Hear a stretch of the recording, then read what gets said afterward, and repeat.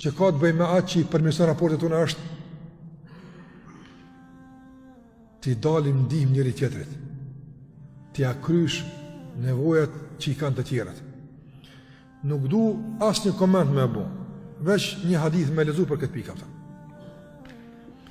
Ka thënë pejgamberi sallallahu alaihi wasallam, dhe kjo hadith më ndaj meriton me u shkru, e me u mësu, e me u varë gjithkun, edhe tjetë agenda ju të ditore në raport me njerëzit. Do të thotë, në raport me Allahun e kime falë sabahun e kime bukën. Në raport me njerëzit, qëtë hadith kësha pas që gjdo kush për neve me e pas agenda ditore.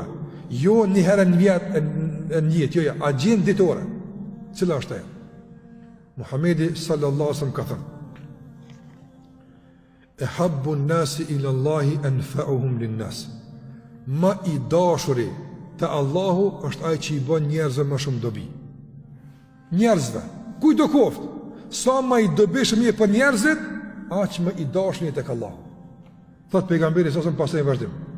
Wa ahabbu al-a'mali ila Allah. Veprat më të dashura tek Allah, thotë janë. Qyri tash, çka don Allahu më shumë ti piteje? Ka thënë sururun yudkhiluhu ala muslim. Mi afladit zemrën e muslimani, jo mi anëzi Allah. Nëse s'ki mundësi mi a kry një punë, s'pa ku ngushloje, thuja një fjallë mirë. Andaj, vepra me e doshë dhe Allah është që të futësh gëzimin dhe haren dhe mirësin në zemrën e dikujt, disponimin.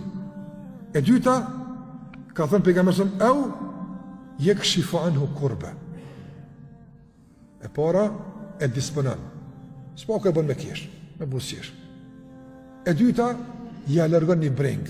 E treta ka thënë yaqdi anhu daynan, një borxh që ja lan. Ja largon një borxh që e ka ngarkuar apo. Au yatrudu anhu ju'an. Apo është i uritur, ai bëhet sebeb me largu urin.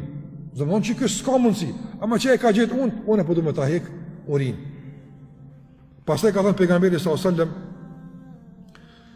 li an amshia ma akhin, që të jem në shoqëri të një vllau tim me shoqnu në ndonjë nevojë që e ka, minajt gati. Ka nevojë me mësu, ka nevojë me uzu, ka nevojë me akry një punë dikun. Ka thënë pejgamberi sallallahu alajhi wasallam në vazhdim të hadithit që të jem në shoqëri të një muslimani për të akry një nevojë që e ka, është më e dashur tek unë se një muj ditë në xhami tem, në xhami të pejgamberit në Medinë, një muj ditë në tikaf me najtë ato. A do një sevap, s'kena mundësi një tikaf me shku, as Medinë me shku, apo shoqënia një musliman 10 minuta me akry një punë, nga ja të brengën, nga ja të lashën, kryo një punë që ti mundesh me e kry.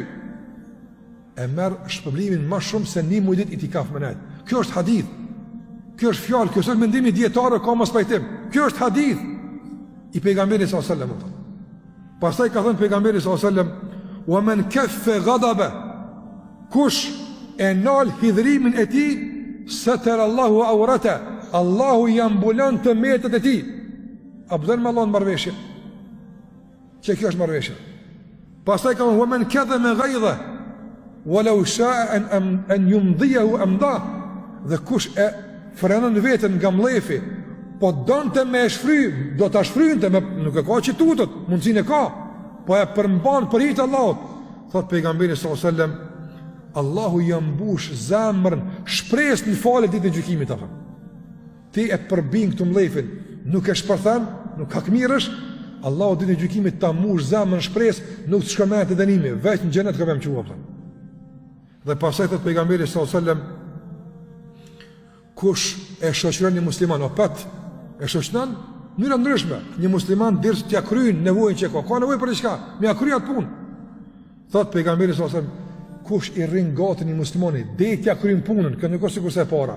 E para i rrin gati deri dikun, s'paku ka dhënë mund. Apo e ki shpëlimin që e cekëm. Ama ky i dytë është kush i rrin gati deri në fund, deri t'ia kryejnë punën. Nuk i dahet, ka thënë pejgamberi sallallahu alajhi wasallam, ja forcon Allahu këmbë ditë në gjykimit atë. Subhanallah. Pse? Po një musliman Allah i nderuar mund të jetë nuk ka rahat për shkak një dije, i mungon një dije, i mungon një përgjigje, sa rahat. Apo dhe parahatia e bën me kon jo stabil nuk din. ja kallzon e rahaton. Ti e rahaton këtu, Allahu të rahaton në ahiret. Në musliman e ka një breng për një barq, stint kam jamajt, e rahaton, Allahu të rahaton atje. E ka një breng për një ndërmjetësim dikun, qysh mi abot, ti ndërmjetëson, Allahu të rahaton, e kështë më radhë. Andaj çdo parahadi që ka muslimanin këtë botë, që nuk ka stabil, nuk ka i qëndrueshëm, nuk din kam jamajt, ti ja jap kohën e duhur dhe e forcon, Allahu ka më të forcu ditën e gjykimit. E ditën e gjykimit bajegi do kom ka mërshit afton. Bajegi do njësh ka mërshit. Dash me kon stabil i fort, ja ku është receta e kësaj me hadith pejgamberit sallallahu alajhi wasallam. Dhe ka thënë pejgamberi sallallahu alajhi wasallam, dhe dini se sjellja e keqe i prish punë sikurse ufulla që e prish mjaltin afton. Këtë mund të më koni mirë, po nëse ja prish njerëz, ja përmend 100 herë, sillesh ka kështu më radh, i prish të punë afton.